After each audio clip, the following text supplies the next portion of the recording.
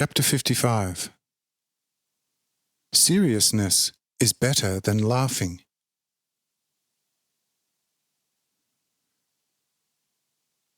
Cornelius throws himself around my neck again at this speech and says, deeply moved, "Yes, only a God, and never a person, can say such words to the people." I say, "Yes, quite right, and in all order you bear me a good witness, and it will bring forth the best fruit for you. Your flesh and blood does not give you this, but your spirit, which is of God, just as mine is, and therefore you are a true friend and brother to me. But now, since we are in the flesh, under the cover of external need, let us follow the call which goes forth from the flesh.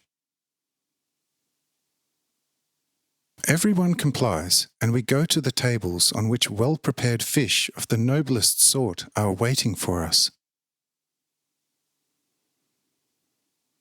At the table where I sit down, Cyrenius sits on my right, beside him Cornelius, and opposite us sit Faustus, Kisjona, Julius, and Philippold. On my left sits Jara, then Raphael, the boy Joso, and then Ebal. The lower long arm to the left is occupied by my disciples, and the upper right arm by the royal family of Uran with Mathal, Rob, Boz, Misha, and Zar. The 50 Pharisees take another very long table. This runs parallel to my table, and is before my eyes, and Stahar and Florin sit right in the middle so that they can see my face. The 30 young Pharisees and Levites occupy a third table, behind me. Their spokesmen, Hebron and Risa, sit directly behind my back, but with their faces turned towards me. Beyond the left arm of my table, which is beyond my disciples, is a shorter table at right angles, with the 12 under their spokesmen, Suetel, Reba, and Baal. And at the uppermost arm right behind Uran, there is another small table at which poor Hermi, the familiar messenger from Caesarea Philippi, is sitting with his now stately clothed wife, 3 daughters of his own, and a 4th adopted daughter. So everyone who belongs to me is now well looked after. But the servants have their tables more outside and were likewise best cared for, as well as the several hundred soldiers who had to look after their own accommodation in their camp, as was always the tradition among the Romans. Everyone, including us, is now occupied with the necessary strengthening of the limbs and the intestines, and everyone praises me for such an extraordinarily strengthening serving. The fish, the bread, all sorts of good and sweet fruit, like figs, pears, apples, plums, and even grapes, cover the tables, and there is no lack of the best wine anywhere. There is not even one person at any table who is not possessed by a healthy desire to eat. And old Mark, both his sons and also a couple of his older daughters, hurry here and there and leave no one lacking.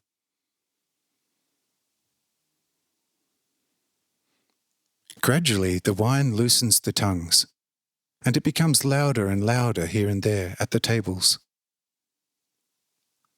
Also at my table all sorts of wonderment is expressed about the food and drink. Yes, even my Jara becomes more lively and cannot praise the sweet grapes enough, especially since it was not yet the season for grapes. My disciples also begin to become very talkative, which was seldom the case. Only Judas Iscariot was silent, for he still had a great fish to tackle, and the significant beaker of wine before him also occupied him too much for him to take the time, to enter into a conversation with anyone. Thomas had actually nudged him a few times. But Judas had noticed nothing, and that was good, because otherwise he would have soon brought something improper to light. But on my left side, Jara was paying very good attention to whether an opportunity would arise for her to give this disciple, whom she very much disliked, a very firm blow. But this time Judas Iscariot could not be torn away from his desire to eat and drink at any price. But when he had finally finished his great fish, he made another motion as if to grab another one, no smaller. But Raphael was somewhat faster and got there before Judas Iscariot. Well, that gave call for a little smirking cheerfulness, and my Jara could only suppress the outbreak of a loud laugh with difficulty. I asked Jara what was wrong with her then. And the maiden said, "O Lord, my love, how can you ask a person whose innermost is more open to you than the exterior form of a beaker is to us? Did you, O Lord, not notice then how the disciple Judas Iscariot had sought out the very greatest, certainly 10-pound heavy fish for himself, and also the largest beaker? A few large pieces of bread went down into his stomach besides. But now he wanted to take the second largest fish for himself as well. But my Raphael, noticing the justified annoyance of the other disciples, reached forward before the gluttonous Judas Iscariot, and so saved the fish from the eating frenzy of Judas Iscariot.